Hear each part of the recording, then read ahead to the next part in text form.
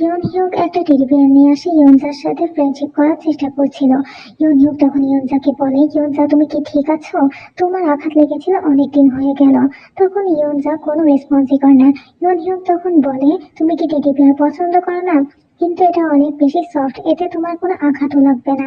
ইয়নজা তখন বলে যে না হায়ুন, তুমি কেন আমার সাথে কথা বলার চেষ্টা করছো যখন তুমি প্রথম আমার দিকে স্কেরি ভাবে তাকিয়েছিলে? ইয়ন হিউক তখন কনফিউজিংলি জিজ্ঞাসা করে যে আমি সেটা কবে করলাম? ও সেই দিন দরজার সামনে।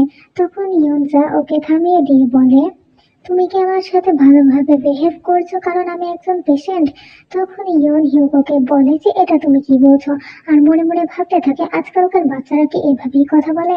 ইয়নজা তখন চিল্লিয়ে বলে, তুমি কি আমার প্রতি দয়া দেখাচ্ছ? ইয়ন হিউক তখন কিছুটা অবাক হয়ে যায় আর বলে, না, আমি তোমার সাথে ফ্রেন্ডশিপ করতে চাই, আমি তোমাকে হেট করি না, আর আমি সেদিন ওভাবে তোমাকে ভয় পাওয়াতে চাইনি। আম সরি। দেন ও ইয়নজার সাথে হ্যান্ডশেক করে বলে, আমার নাম গু ইয়ন হিউক, চলো বন্ধু হওয়া যাক। ইয়নজা তখন ওকে বলে যে আমাকে নিজের ফ্যামিলি ভেবো না, কারণ আমি ইয়নজা নই। আর টেডিটাকে নিচের দিকে নিয়ে বলে যে তোমার এটা দেওয়া হয়ে গেছে, তো যাও এখান থেকে। এতে ইয়ন হিউক হেসে বলে, তো তোমার টেডি বিয়ারটা পছন্দ হয়েছে, তো তুমি এর সাথেই খেলো। আর যদি তুমি এর সাথে খেলতে খেলতে বোর হয়ে যাও তবে তুমি আমার কাছে আসতে পারো, বুঝেছো? এই বলে ও ইয়নজাকে গুড বাই বলে ওখান থেকে চলে যায়। এই বাচ্চা, যে কিনা 4 বছরের হওয়া সত্ত্বেও নিজের বয়সে অন্য বাচ্চাদের তুলনায় অনেক বেশি বেটার এবং শার্প ভাবে কথা বলে, কিন্তু ওকে গিফট এবং অ্যাটেনশন দেওয়ার মাধ্যমে ওর মনটাকে চেঞ্জ করা যায়।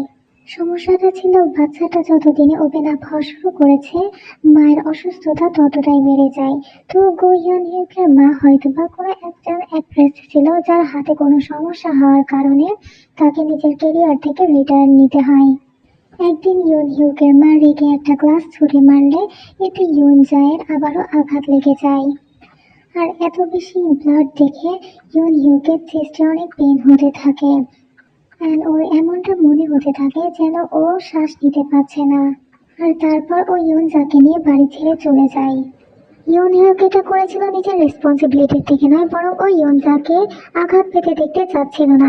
হতে পারে সবকিছুর শুরু সিম্প্যাথি আর কাইন্ডনেসের জন্য হয়েছিল, কিন্তু ইয়ন হিউক নিজের বেস্ট ট্রাই করতে থাকে ইয়নজাকে বড় করার জন্য। আর ও চাচ্ছিল ইয়নজাকে একজন সুস্থ মানুষ হিসেবে বড় করতে, যাতে করে ওই রকম ঘটনা আবার কখনো না হয়। পরবর্তী সিনে ইয়ন হিউক ইয়নজায়ের উপর ফোনের মাধ্যমে নজর রাখছিল আর মনে মনে ভাবতে থাকে যে ও এত বেশি মাস্টারবেট কেন করছে, যখন ও নিজের বসন্তীকালেও এত বেশি মাস্টারবেট করতো না।